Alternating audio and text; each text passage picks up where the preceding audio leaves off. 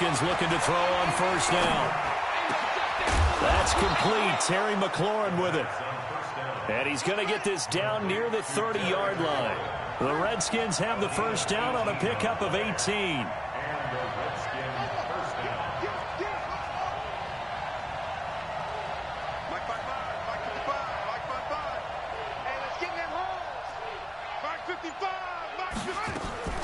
On first and 10, it's Haskins. And a big loss here as he's taken down. Cameron Wake with a little wake-up call as he gets in there for the sack. That huge loss on the sack makes this job much more difficult. It's now second down and 22 yards to go. Now, meanwhile, here's a second down throw that's knocked away and incomplete. It's always tough for the guys throwing the football when they think they've got a completion and the ball's almost there, and then someone sneaks a hand or two in and bats it away.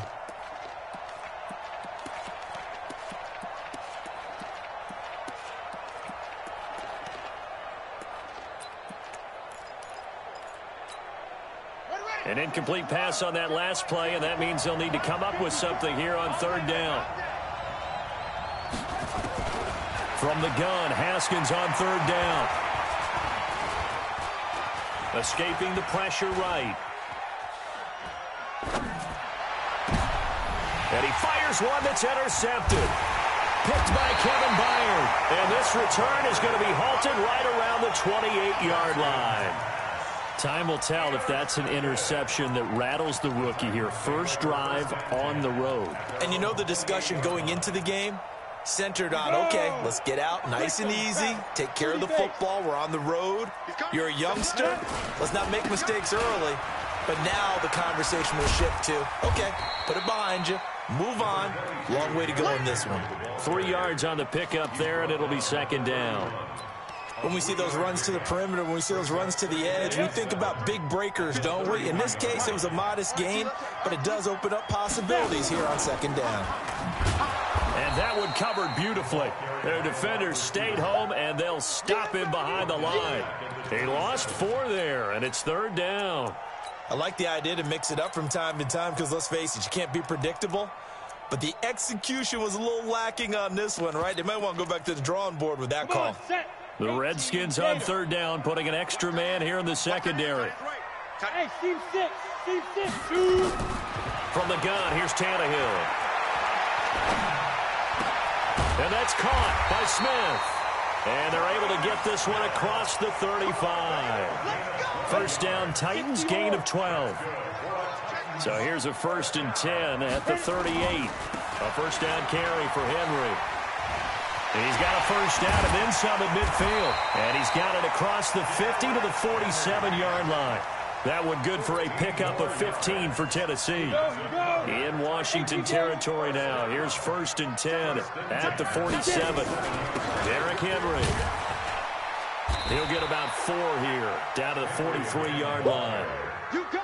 One thing to keep in mind, partner, especially in the second half, when you've got a running back of this size, of these dimensions, I can just tell you, attrition does set in for a defense because you're excited about hitting him in the first half. Maybe not so much in the second half, and some of these shorter gains turn into bigger runs later.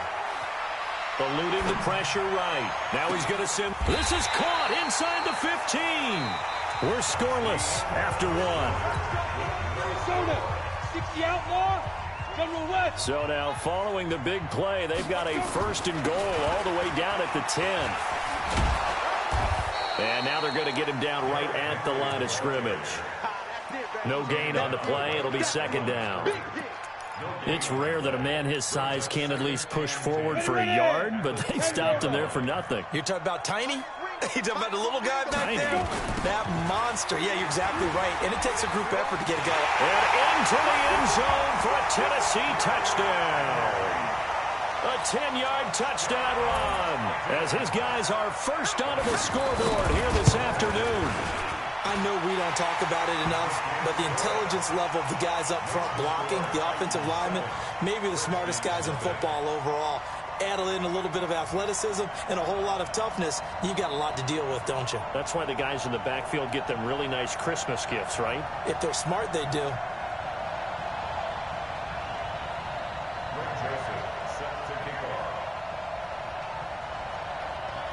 Joseph now to kick this one away.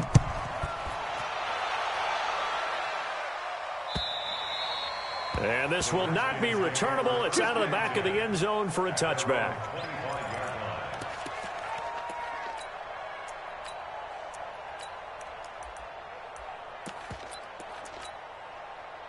Out there ready for this next drive, the Redskins offense. And there are parts of their last drive they'd like to emulate. Of course, they'd like to forget the ending, the interception. But they did put together, Charles, a nice sustained drive to get him down the field. Yeah, and unfortunately for them, the only thing that matters is part two, right? Because once they threw the interception and finished off the drive, that does them no good to go back and say, well, you know, we had a good one going. Finish things off. That's the only way you can get it done. Now this one to his running back out of the backfield. It's funny, throughout the time that we've been together, when we talk with running backs about the ability to catch the ball, their eyes light up when they talk about open field and having one-on-one matchups, don't they? Yeah, they do. That's the reason why. What we just saw, shedding those tackles, and that's what they're used to doing. It is, and it starts at the beginning of the play, one-on-one matchup if someone's trying to cover them, but they also like those one-on-ones downfield after the catch when they're running with the ball. They think they're going to win those too. And they went the wrong way there, losing yardage back at the 43-yard line. Here's a quick throw out wide. It's McLaurin. It's a pickup of 12, and that'll set up a third down.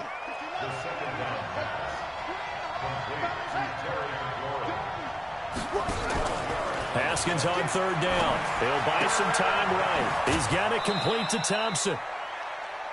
Give him 6 yards.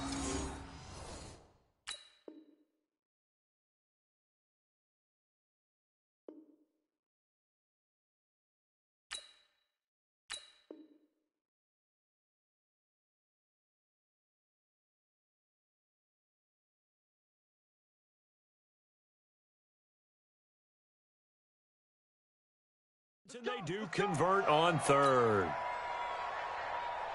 They don't need to run another play here before the 2-minute warning. Let's see if they do it anyway.